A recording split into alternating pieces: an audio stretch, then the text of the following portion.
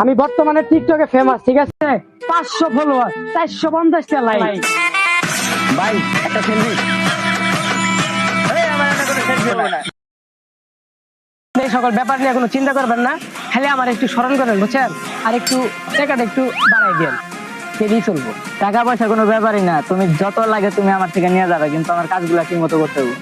আচ্ছা এখন আজকে তুমি যাও গা, পরে তোমার লাগে দেখা করবো।